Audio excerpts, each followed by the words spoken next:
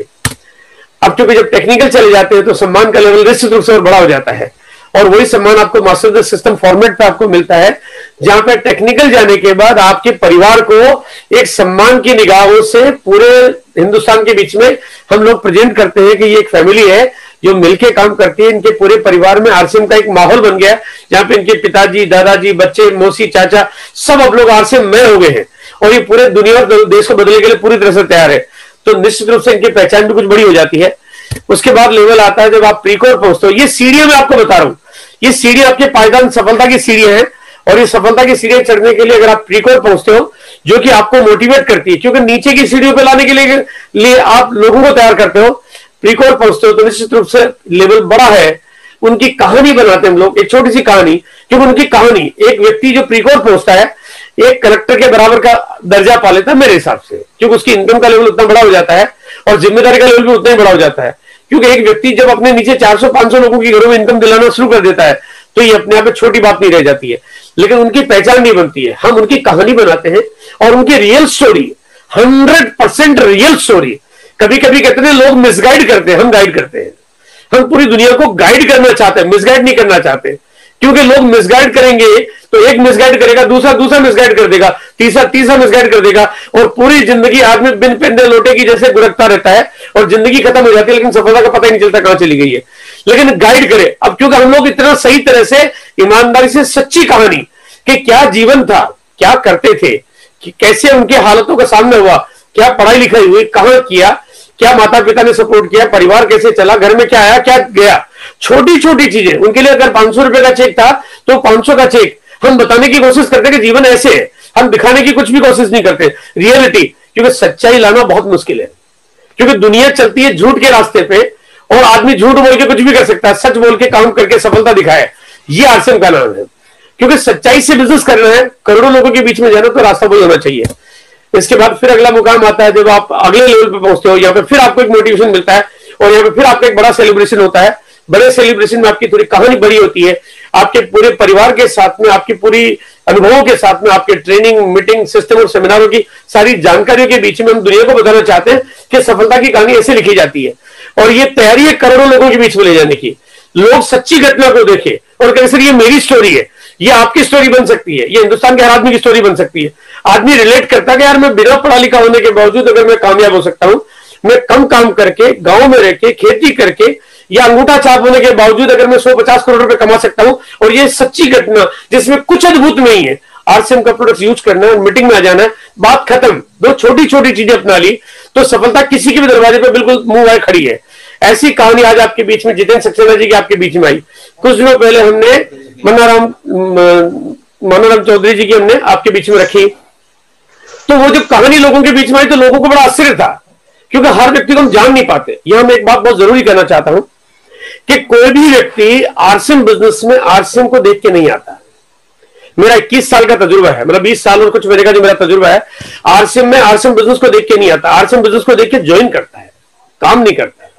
RCM business के देख के प्रोडक्ट लाता है, आगे नहीं बढ़ता, प्रोडक्ट को यूज करता है, कामयाबी नहीं मिलती, रॉयल्टी नहीं आती, टेक्निकल नहीं आता।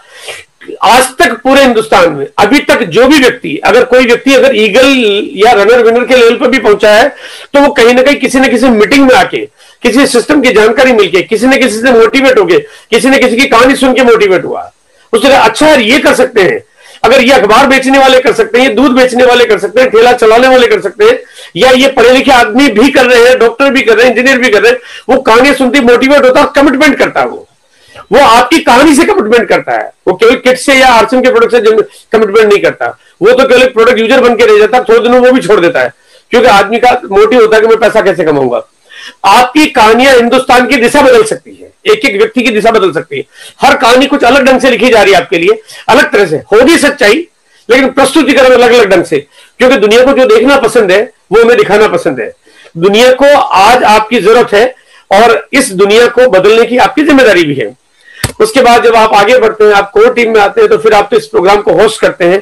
आप पूरे हिंदुस्तान को आरसीएम की पूरी जानकारियां, पूरे नॉलेज, पूरे अनुभव के आधार पर आप लोगों के बीच में शेयर करते हैं, ताकि आप बता सके कि दुनिया को ऐसे टेकल किया जाए, लोगों को क्या गलतियां हो जाती है, क्या सही होना चाहिए, कैसी हैबिट होनी चाहिए, कैसे काम करना चाहिए। ये कोर लीडर्स, क्योंकि इनकी बातें बड़ी वजनदार होती है, इनकी बात, एक एक शब्द भी इनका बहुत काम करता है, लाखों करोड़ों लोगों के ऊपर एकदम सीधा असर करता है।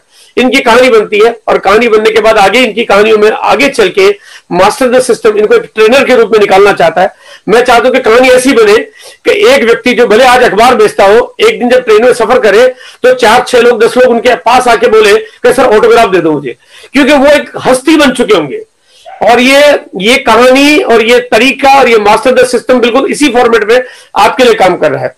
एक बहुत खूबसूरत और शानदार सा चैनल आपके लिए तैयार किया गया है। ये पूरे हिंदुस्तान को एक अलग ढंग से बदलने के लिए पूरी तरह से काम करेगा। हिंदुस्तान में जो लोग, लाखों करोड़ों लोग जो गलतियां कर करके गलतियों का भंडार बन गए हैं, उनकी गलतियों को ठीक करना, क्या सोचना चाहिए, क्या करना चाहिए, क्या शैली होनी चाहिए, क्या नॉलेज होनी चाहिए, कैसे आपको एक रूपता दिखानी चाहिए, क्या सिस्टम की पावर होनी चाहिए, ये सब चीजों की जानकारियों के बीच में आपके बीच में बहुत सारी चीजें आती रहेगी। और आज का वक्त मैं ज्यादा आपसे बिल्कुल नहीं लेना चाहता हूं। थोड़ी स्पीड मैंने तेज इसीलिए रखी है कि मुझे पता है कि आपको भी स्पीड तेज करनी है। आज 3.5 घंटे में मैं हवाई जहाज की रफ्तार से चला, आपको रॉकेट की रफ्तार से क्लोजिंग करनी है, क्योंकि जून के महीने में मैं आपको छोड़ने वाला नहीं हूं। खोद के निकाल दूंगा एक एक व्यक्ति को जो अब तक सोचने पे मजबूर था कि मैं करूं या नहीं। मैं जून के महीने में एक एक व्यक्ति के रोंगटे खड़े कर दूंगा। एक एक ऐसी चीजें आपके बीच में आने वाली, ऐसा तूफान, ऐसा जलजला, ऐसा सैलाब आपके बीच में आने वाला है, क्योंकि मुझे मालूम है कि जून के महीने में हम रॉयल्टियों की भरमार लगा देंगे। उन हजारों लोगों को मैं मोटिवेट करना चाहता हूं, सपोर्ट करने की पूरी तैयारी हमने कर रखी है कि दिसंबर महीने 2021 की क्लोजिंग कुछ ऐसी करें कि 2022 कहने लग जाए कि मेरा भी नंबर आएगा कि नहीं आएगा। इसी के साथ मेरी बात खत्म होती है। हमारे बीच में बहुत सारे साथी हैं जो बहुत योद्धाओं के जैसे काम करते हैं। रमेश जी सिंगला, जिनकी कहानी बहुत जल्दी आपके बीच में आने वाली है। सुचिता मैडम, एक अद्भुत कहानी। मैं जब उनकी कहानी देख रहा हूं, उनके बारे में जब लिख रहा हूं, उनके जब उनसे चीजें पूछता हूं, उनकी जीवन शैली, मैं बिजनेस में हूं, मैं कई सालों से मैं उनको जानता हूं, लेकिन इतनी बारीकियां मैं कभी नहीं जान पाया। और मैं गदगद हो जाता हूं जब उनकी कहानी जब मैं लिख रहा हूं, मैं देख रहा हूं उनके लिए जो क्लिप्स तैयार कर रहे हैं, उनके लिए जो एनिमेशन तैयार कर रहे हैं, उनकी जब एक एक चीजें उनसे जान रहे हैं, तो ऐसा लगता है कि ये हिंदुस्तान को ये कहानियां बदल के रख देगी सर। हमारे बीच में बहुत सारे साथी हैं जो बहुत योद्धाओं के जैसे काम करते हैं, लेकिन कई बार उनकी पहचान नहीं बन पाती है। रवि साहब जी, मैं जानता हूं उनको बहुत अच्छे से, और इतना कमिटमेंट से इतनी जबरदस्त तैयारी के बीच में काम करते हैं। जब मैं एमपी गया तो मेरी मुलाकात एसपी सिंह जी, बीएम गुप्ता जी और डीएस नरवरे साहब से हुई। ये मेरी पहली मुलाकात में एमपी के पहली बार धरती के पांव जब मैंने ट्रेन से उतर के रखे, तो इन 3 शख्सियत से मेरी मुलाकात हुई। और एमपी के साथ साथ हिंदुस्तान की उन्होंने एक दिशा बदलने का एक पूरा बीड़ा उठाया। मैं जब बिहार गया तो पहली बार मेरी मुलाकात हुई थी कमलेश्वर राय जी से। आज बिहार ऐसा लगता है कि बिहार का मैं रहने वाला हूं। लोग मेरी पहचान कहते हैं कि केसी छाबड़ा कहीं बिहार के तो नहीं हो। मैं जब बंगाल गए, धरती में पहली बार पांव रखा मैंने, लेकिन मानिक जी से मेरी मुलाकात हुई, प्रणव जी से मेरी मुलाकात हुई, और लगा कि एक अलग लैंग्वेज में बात करने वाले लोग हैं, लेकिन दिल से इतने एक हैं जिसका कोई हिसाब नहीं। मैं जब गुजरात गया, मैं जब राजस्थान, मतलब मैं एक एक करके आपसे बात करता हूं। मैं गुवाहाटी गया पहली बार, मैंने वहां पे देखा कि एक शख्सियत ने मेरा इतना जबरदस्त वेलकम किया, और उनका एक मोटिव था कि मैं एयरपोर्ट से उतरा, सबसे पहले वो मुझे अपने पिकअप सेंटर ले गए, मिस्टर कन्हैयालाल, क्योंकि मैं उनको ज्यादा जानता नहीं था। लेकिन उन्होंने जब अपनी कार्यशैली, अपना तरीका बताया, मैंने कहा मैं अपने एक होटल चला लेता हूं। बोला नहीं सर, पहले आपको मेरे सेंटर पे आना